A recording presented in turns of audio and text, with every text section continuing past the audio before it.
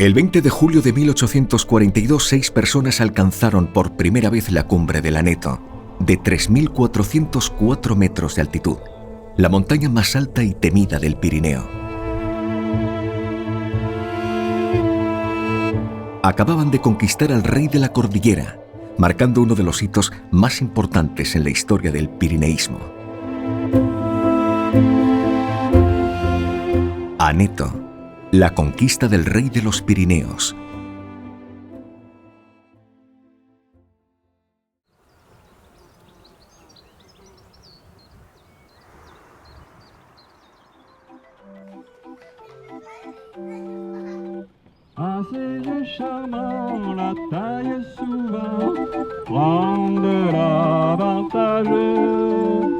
Au milieu du 19e siècle, Luchon était un pôle d'attraction très important. Toute la haute société venait ici pour prendre les eaux.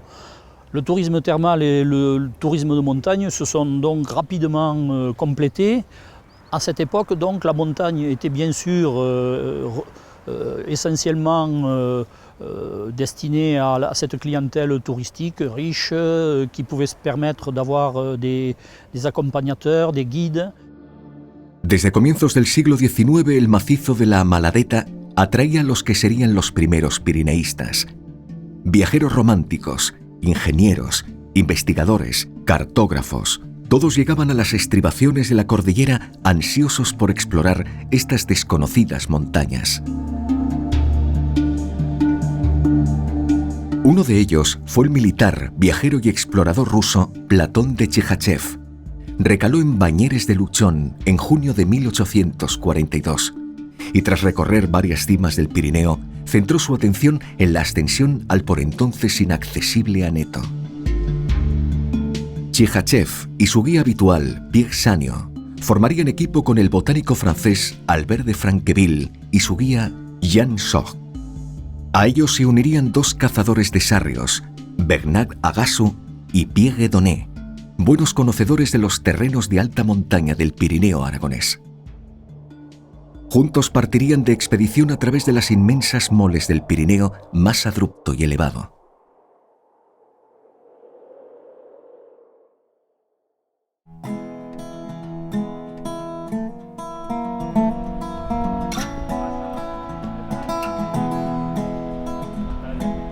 Carlos Lorente e Isidro González son 2 guías de montaña que, movidos por el Programa Europeo de Cooperación Transfronteriza, POCTEFA, se han marcado el objetivo de repetir la ruta que siguió Chihachev y su equipo en la conquista del Aneto. Para luego pasar ya a España y el refugio de la Reclusa.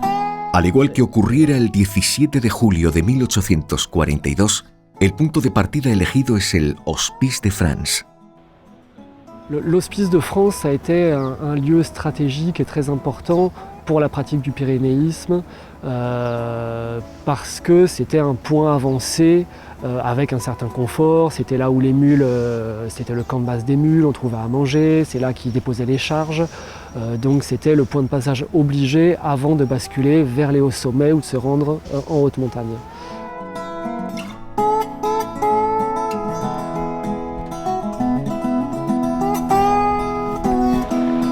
En este primer tramo de la ruta que transcurre por suelo francés, habrá que salvar en poca distancia un fuerte desnivel de más de 1000 metros hasta el Portillón de Benasque.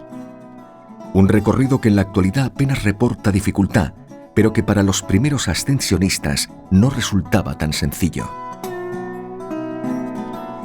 La logistique d'une expédition, d'une ascension à cette époque est un peu comparable à l'organisation qu'on a actuellement si on va en Amérique du Sud, c'est-à-dire qu'on va utiliser des mules pour accéder aux montagnes, ensuite des porteurs pour acheminer tout le matériel avant d'accéder vraiment à la haute montagne et au plus haut sommet. Donc une logistique beaucoup plus lourde et beaucoup plus importante que ce qu'on fait maintenant.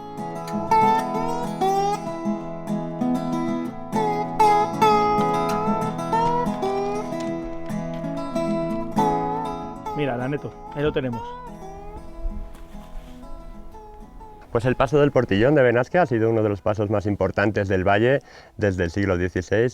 Ha sido usado también por los comerciantes, contrabandistas, ¿no? Y, como no, por los primeros ascensionistas, ¿no? Hasta este punto fronterizo, llegó la expedición de Platón de Chihachev, ayudados por sus caballerizas. Acuciados por el mal tiempo, hicieron regresar a los caballos hasta los Pis de France, pagaron el peaje exigido por los carabineros españoles y comenzaron el descenso hasta el fondo del valle.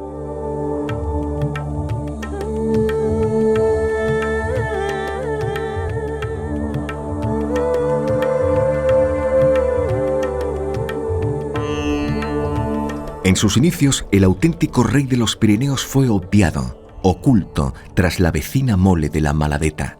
De ahí que su nombre se impusiera para denominar a todo el macizo.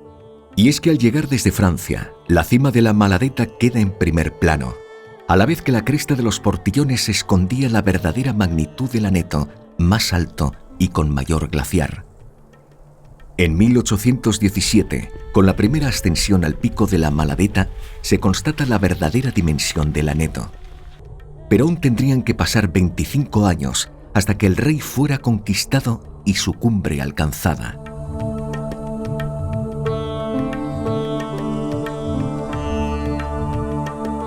La primera jornada de la histórica ascensión culminaría en lo que se conocía como Renclusa de la Maladeta, una oquedad de roca que les serviría de abrigo y que acabaría siendo el emplazamiento de la cabaña de pastores de la Renclusa, germen del actual refugio de montaña.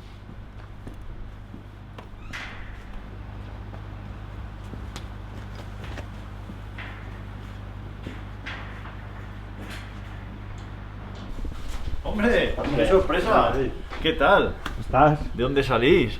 Estamos haciendo lo que es la ruta original de la primera subida al Aneto, ¡Ostras! que empezaron desde allí, desde el Luchón. Bueno, entonces dormiréis también allí, ¿no? En el refugio antiguo, o eso ya no. Bueno, luego nos vamos a acercar a ver. aquí ya.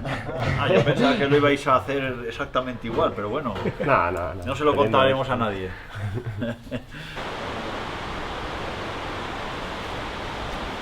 De aquí que es donde creemos que pasaron la primera noche durante la primera ascensión, ¿no? Debió ser una noche muy dura, con una tormenta, entonces estuvieron debajo de un desplome en la zona de la Renclusa. Lo más probable es que fuese justamente en esta zona de aquí. Al principio se aprovechaba pues las cuevas y precisamente en la Renclusa, que había una buena cueva, se empezó vallando un poquitín el frente de la cueva para tener más protección, incluso para guardar pues algún cordero, algún animal, y al mismo tiempo de allí dormían y se pasaban la vida. Más tarde pues ya hicieron más cabañas, todas de piedra y madera, y bueno, pues al final acabaron construyendo el refugio de la Renclusa.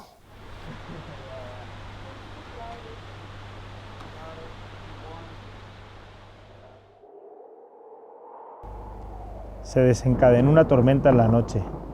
Las descargas eléctricas que se cruzaban aparentaban partir del Aneto invadido por el imperio de los relámpagos. Los truenos que retumbaban, después de vibrar en todas las sinuosidades de los Pirineos, parecían volver a él, como único tabernáculo digno de ser el depositario de sus voces poderosas. Con estas palabras describía Platón de Chihachev el final de la primera etapa hacia la conquista del Aneto.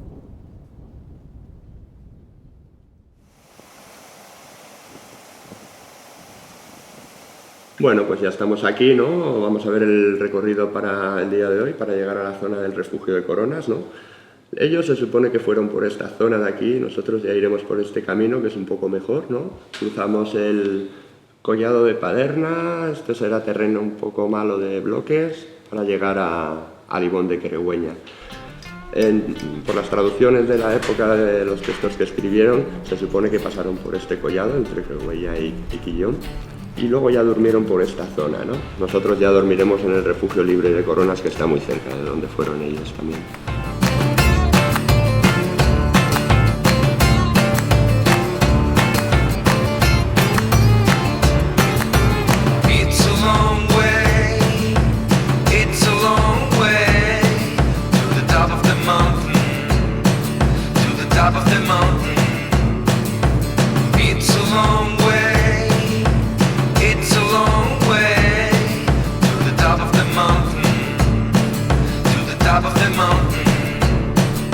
Siguiendo las indicaciones de Agasso y Redonné, los dos cazadores de sarrios que llevaban la iniciativa sobre la ruta a seguir, el equipo decidió dar un rodeo infinito alrededor de toda la cadena montañosa para evitar los temidos glaciares, monstruosas lenguas de hielo amenazantes que se les revelaban completamente inaccesibles. Al comienzo del pirineísmo, los glaciares estaban en la parte final de un periodo climático que conocemos como la pequeña edad del hielo, de manera que el pirineísmo coincide con unas dimensiones de los glaciares muchísimo más grandes que las actuales. Y sobre todo tenían también un mayor espesor y una mayor dinámica, más movimiento, lo cual se traducía en una presencia de grietas en superficie mucho más abundantes y además con unas profundidades considerables, de manera que la progresión por esas masas de hielo era muy compleja y no tenía nada que ver con las que tenemos ahora muy menguados tanto en superficie como en espesor respecto a los de la pequeña edad del hielo.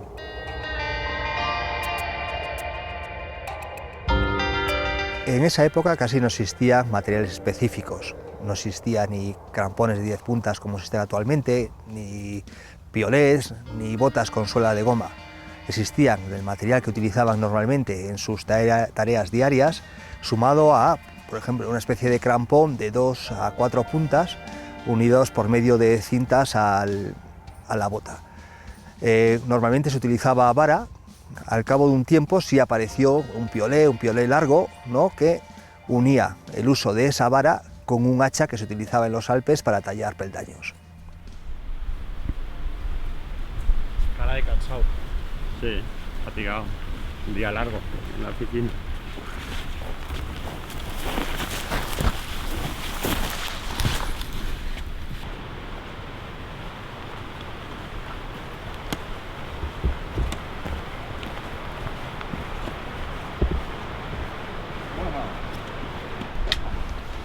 Bueno, un día duro, ¿no? También, ya se ha hecho más largo de lo que creíamos. ¿Comemos algo o qué?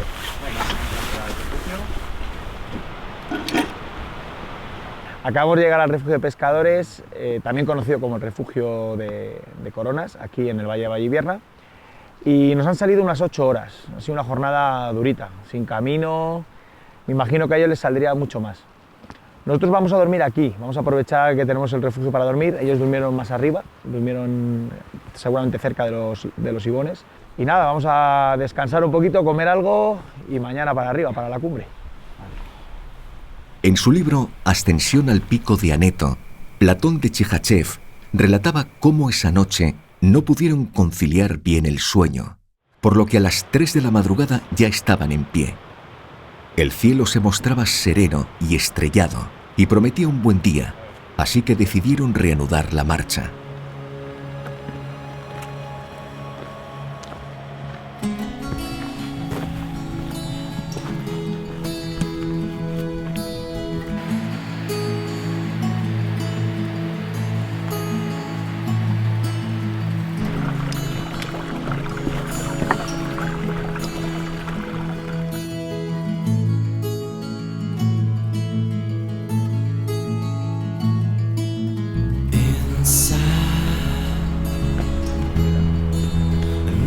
Bueno, por esta zona es donde pasaron la segunda noche, en una cabaña parecida a la que tenemos aquí detrás. Dejaron aquí las cosas, el material para dormir y desde aquí empezaron ya la ascensión a la cima. Como anécdota podemos decir que era un sitio donde normalmente venían a dormir los jabalíes y al estar ellos esa noche ahí estuvieron intentando entrar y bueno, ellos decían como que oían los ruidos, ¿no?, que les molestaron un poquito.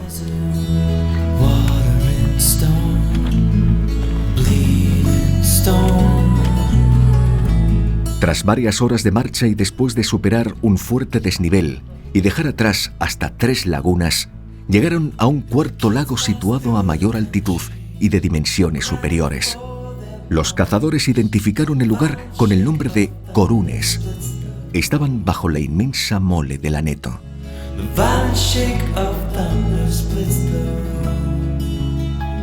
Bueno, estamos en el ibón del medio de Coronas. Este punto es donde ya vemos la ruta que va al Aneto. Subiría aquel collado para luego hacer la cima. Ellos encontraron nieve casi desde este punto También hace casi 200 años el glaciar era mucho mayor en esta vertiente, no había grietas o no comentaban, pero sí que hablaron de que una parte del grupo se puso crampones y otra no, porque la nieve empezaba a estar ya un poquito blanda. Ahora ya vemos que el glaciar casi ha desaparecido, esa nieve es del invierno pasado, hay veranos que se llega a quedar completamente limpio, hay algo de hielo, pero muy poquito. Después de descansar un poco y haber dejado a resguardo sus equipajes y capas, los expedicionarios se dirigieron hacia el glaciar que se extendía por todo el plano inclinado entre el lago y el collado de Coronas. Según se asciende y va aumentando la pendiente, resulta inevitable imaginar las dificultades que tuvo que afrontar la expedición de Chihachev para superar estos tramos helados con el precario material del que disponían.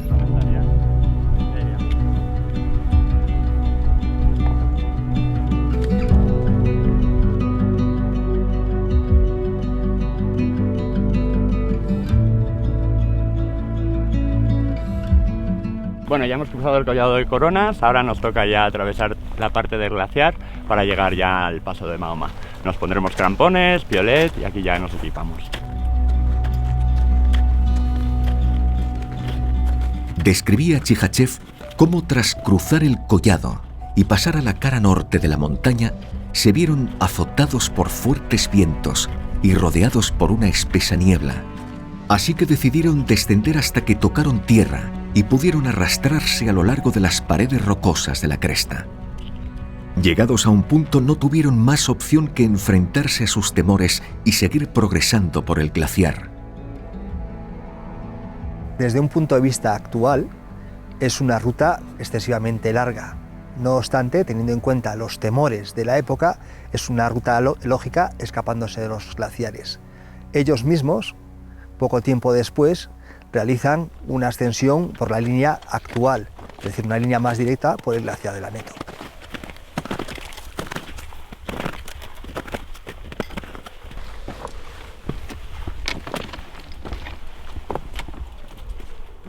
Tras más de 8 horas de marcha, los componentes de la primera expedición llegaron a un montículo donde el glaciar se perdía poco a poco.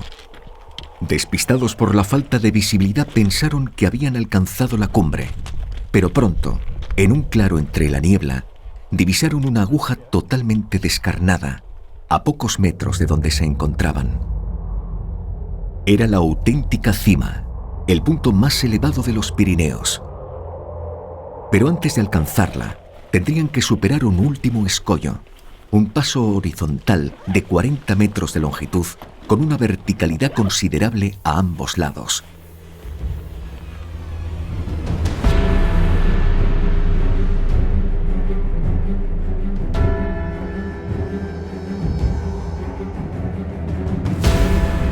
Albert de Franqueville bautizó el paso final a la cumbre como Puente de Mahoma, conforme a la leyenda musulmana que dice que la entrada al paraíso es tan estrecha como el filo de una cimitarra sobre la que solo pasan los justos. Un nombre que pervive hasta nuestros días, siendo este uno de los tramos más delicados de la ascensión.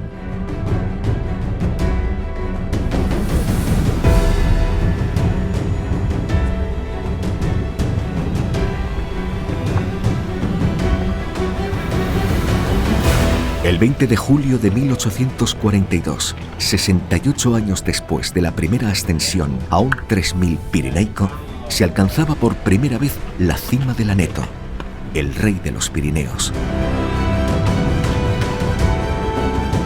Por fin hemos llegado a la cumbre. Hemos llegado en las condiciones meteorológicas que prácticamente tuvieron ellos, según los escritos. Ha sido bonito hacer la travesía de 3 días saliendo desde el Luixón. Y me puedo imaginar la emoción y la ilusión que tuvieron que sentir cuando llegaron a la cumbre sabiendo que nunca nadie la había pisado antes.